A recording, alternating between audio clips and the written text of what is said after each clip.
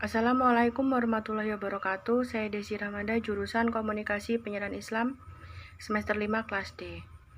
Dalam video ini saya akan menjelaskan materi kelompok saya, yaitu kelompok 5 dengan judul Proses Psikologi Penyampaian dan Penerimaan Dakwah. Menurut ilmu komunikasi, suatu informasi dapat diterima seseorang melalui tahap-tahap. Yang pertama, proses stimulus informasi. Yang kedua, pengolahan informasi. Yang ketiga, penyampaian informasi. Dan yang keempat, menghasilkan kembali informasi tersebut. Di dalam proses penyampaian dakwah, ada 3 faktor yang sangat penting dalam mempengaruhi proses dalam berdakwah. Yang pertama, yang menyampaikan dakwah. Yang kedua, teknik penyampaian dakwah. Dan yang ketiga, siapa penerima dakwah. Kemudian dalam proses penerimaan dakwah, yaitu proses bagaimana mad'u menerima informasi, kemudian mengolahnya, menyimpan dan menghasilkan suatu informasi dalam suatu psikologi komunikasi.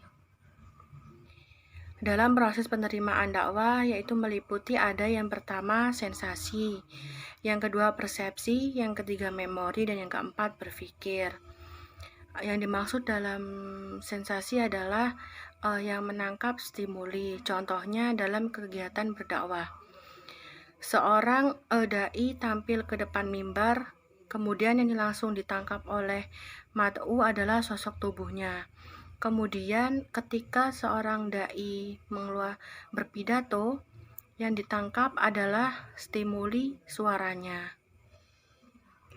Kemudian yang kedua ada persepsi. Persepsi adalah pengalaman tentang objek, peristiwa dan hubungan-hubungan yang diperoleh dengan menyimpulkan informasi dan menafsirkan pesan. Proses memberi makna pada sensasi sehingga manusia menghasilkan pengetahuan yang baru. Dalam persepsi ada faktor yang mempengaruhinya, yaitu faktor perhatian. Faktor perhatian merupakan proses mental di mana kesadaran terhadap suatu stimuli lebih menonjol, dan pada saat yang bersamaan stimuli yang lain akan melemah. Di dalam faktor penarik perhatian ada faktor lain. Yang pertama yaitu faktor eksternal, seperti gerakan, kontras, pembaharuan, dan dilakukan secara berulang-ulang. Yang kedua, faktor internal, seperti faktor biologis. Contohnya, orang yang lapar akan cenderung tertarik untuk makan. Dan ada faktor sosiopsikologis, yang artinya kebiasaan.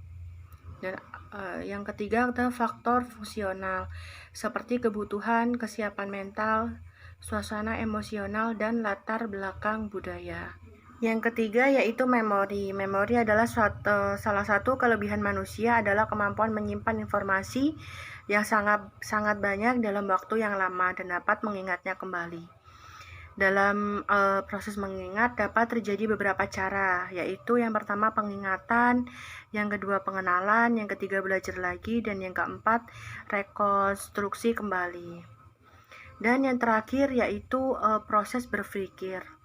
Berpikir merupakan proses keempat setelah sensasi, persepsi, dan memori, yang mempengaruhi penafsiran terhadap suatu stimuli. Dalam berpikir, orang melibatkan sensasi, persepsi, dan memori sekaligus.